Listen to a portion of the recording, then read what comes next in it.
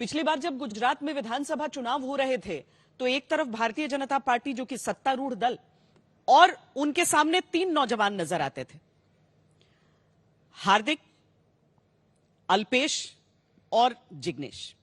इस बार जिग्नेश मेवाणी तो चलिए कांग्रेस में है, लेकिन ये 2 जो युवा चेहरे जो कि गुजरात में चट्टान से टक्कर लेने के लिए सीना तान कर खड़े थे, आज बीजेपी में ही शामिल हैं। हालांकि इस फैसले को हो गया लंबा समय, लेकिन मैं दोनों से इसी सवाल के साथ शुरू करती हूं कि जिन चीजों को लेकर आप विरोध कर रहे थे और सामने खड़े थे और टक्कर ले रहे थे, क्या वो चीजें अब नहीं है?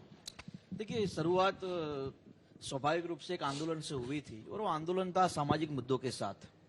हम और आप सब जानते हैं कि जब कोई आंदोलन होता है तो स्वाभाविक रूप से उसमें आक्रामकता होती है, जोश होता है, और जब सामाजिक मुद्दों के साथ आंदोलन पूर्ण होता है तो मेरा यह मानना है कि किसी भी राजनीतिक पार्टी के साथ उस हिसाब से भेदभाव के साथ तो आगे नहीं बढ़ा जा सकता।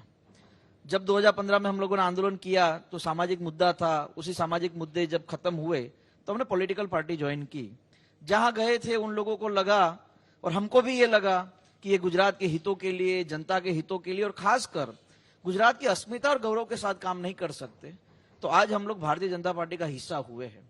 श्वेता जी, बहुत ही स्पष्ट बात है कि जो गुजरात की अस्मिता और गौरव की बात करेगा वही गुजरात में लोगों की सेवा करने का मौका प्राप्त करेगा।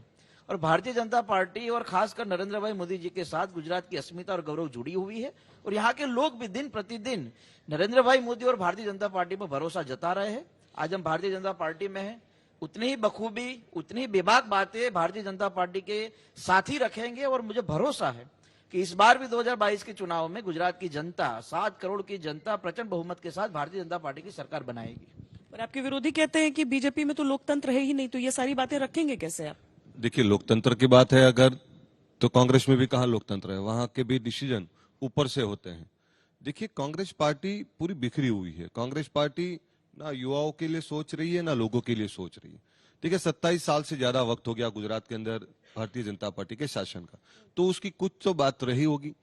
पिछली बार एक बहुत बड़ा आंदोलन हुआ इन विफलताओं के लिए, इन सिस्टम के खिलाफ हमारा आंदोलन हुआ, फिर भी सरकार तो भारतीय जनता पार्टी की बनी। श्वेता जी, 2-3 चीजें हैं, लोगों को प्रोटेक्शन चाहिए और डेवलपमेंट चाहिए।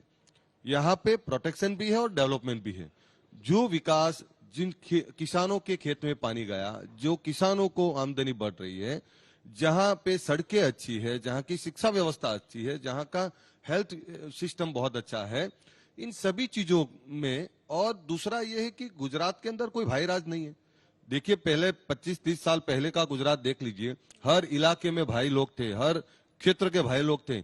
आज जब से भाजपा की सरकार आई है, भाई राज खत्म हो गया और डेवलपमेंट हुआ है। देखिए, गुजरात के अंदर कांग्रेस इसीलिए विफल हो रही है कि जिन लोगों के लिए उनको लड़ना चाहिए वो सिर्फ इलेक्शन के वक्त पे आते हैं। हम लोग क्यों जुड़े थे? हमें ये लगता था कि यार सरकार के खिलाफ की आवाज है, हम उन नीतियों के खिलाफ लड़ रहे हैं तो कांग्रेस इसका साथ देगी। बट जब वहां जुड़े तो वहां तो अपनी कुर्सियों के लिए भाग दौड़ मची हुई है।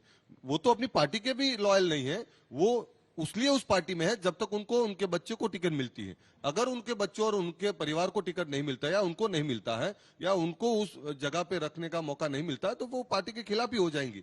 देखिए, आपने देखा है पूरे देश के अंदर जो हुआ, जिन लोगों की वजह से कांग्रेस पार्टी के बड़े बड़े नेता हुए, उन सभी ने पार्टी छोड़ दी, जिनको तो कुछ मिला था। हम तो महज 2-3 साल में हमारा मोहभंग हो गया कि हम तो एक इश्यू बेच पे आए थे। हम आए थे उन युवाओं के लिए, हम किसानों के लिए, उन आम लोगों के लिए आए थे।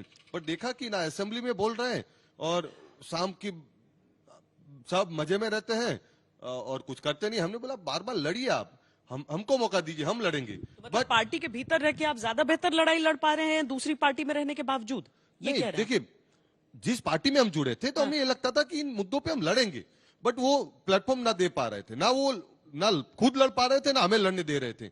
और दूसरा ये है कि वो इनसिक्योरिटी फील कर रहे थे कि यार आम लोगों के लड़ने वाले लोग हमारे पार्टी में क्यों आए, हम तो इलेक्शन पे काम करने वाले लोग हैं। चलिए ठीक है, ये बताइए, कांग्रेस वो कह रहे हैं कि पूरी तरीके से विफल है, यहाँ पे आम आदमी पार्टी फैक्टर है? देखिए, सबसे पहले श्वेता जी, गुजरात की तासीर को समझना बहुत जरूरी है। नरेंद्र भाई मोदी यहाँ पर 3 बार मुख्यमंत्री जब बने और उसके बाद जब देश के प्रधानमंत्री बने, तो सबसे बड़ा एक महत्व था कि जो भी देश की हिंदू संस्कृति की, देश की संस्कृति की भावनाओं को समझता है, उसके साथ यहाँ की जनता रहती है। जिन पार्टी का एक मंत्री दिल्ली में रामलीला मैदान में यह कहता है कि ब्रह्मा विष्णु महेश को हम भगवान मानने से इनकार करते हैं, तो क्या उनको गुजरात की जनता स्वीकार करेगी? पर वो तो सवाल- लक्ष्मण जी, गणेश जी भी कह रहे हैं कि नोट पे छाप दो। तो अच्छी बात है, उसमें कहा मना किया है किसी ने इस पर आपत्ति नहीं जताई। लेकिन सवाल ये है कि क्या उनको अभी ही गणपति और गणेश जी और लक्ष्मी जी याद आए? और मेरा ये मानना बहुत मतलब आप स्पष्ट चुनावी बात हिंदू है। कह रहे हैं उनको? बिल्कुल, हर बार चुनावी हिंदू। आम आदमी पार्टी और कांग्रेस चुनावी हिंदू ही रही है ना। आप बताइए, गुजरात के एक पूर्व चीफ थे कांग्रेस के, उन्होंने ये कहा कि राम मंदिर के लिए जो सिलाई इकट्ठी की गई उस पर जाके कुत्ते पेशाब करते हैं।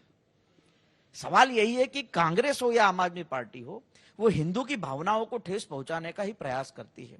और गुजरात की जनता बहुत ही स्पष्ट रूप से मानती। सारे ओपिनियन पोल तो आपने भी किए हैं, पत्रकार के रूप में सारी न्यूज मीडिया भी कर रही है। हर जगह एक ही आवाज आ रही है कि एक बार फिर गुजरात में भारतीय जनता पार्टी का कमल खिलने वाला है। तो यहाँ आम आदमी पार्टी का, और पहली बार नहीं आई, 2012 में भी एक तीसरी पार्टी थी, 2017 में चलो कोई पार्टी नहीं थी लेकिन हम भी तीसरा एक फ्रंट ही थे। लेकिन फिर भी गुजरात की जनता को यह लगा कि नरेंद्र भाई मोदी पर जो भरोसा है वो बरकरार रहेगा, भारतीय जनता पार्टी पर जो भरोसा है वो बरकरार रहेगा। आज मध्य प्रदेश की बॉर्डर से पानी कच्छ तक पहुंचा है, जो डेवलपमेंट हुआ है, जो आप हमारे देश के गृह मंत्री अमित भाई शाह का जो पार्लियामेंट का इलाका है वहां जाइए, 9 ऐसी बड़ी स्कूलें जो पूरे मॉडल के तहत दिख रही है, और आज दूसरे देशों के लोग वहां आकर विजिट करते हैं। तो एक मॉडल के साथ जो भारतीय जनता पार्टी चलती है उसी पर लोगों को भरोसा है। और सवाल यह है श्वेता जी कि गुजरात की जनता हर चुनाव में अपने फैसले बखूबी देती रही है। इस बार भी मिलेगा, जब 8 दिसंबर आएगा तो दूध का दूध और पानी का पानी होने वाला ही है। और वो दूध का दूध और पानी का पानी बहुत स्पष्ट रूप से होगा कि एक बार फिर 140 150 से अधिक सीटों के साथ लोगों ने नरेंद्र मोदी पर भरोसा जताया है, लोगों ने भारतीय जनता पार्टी पर भरोसा जताया है, और ये भरोसा भ्रष्टाचार के खिलाफ लड़ने वाली भारतीय जनता पार्टी के साथ है।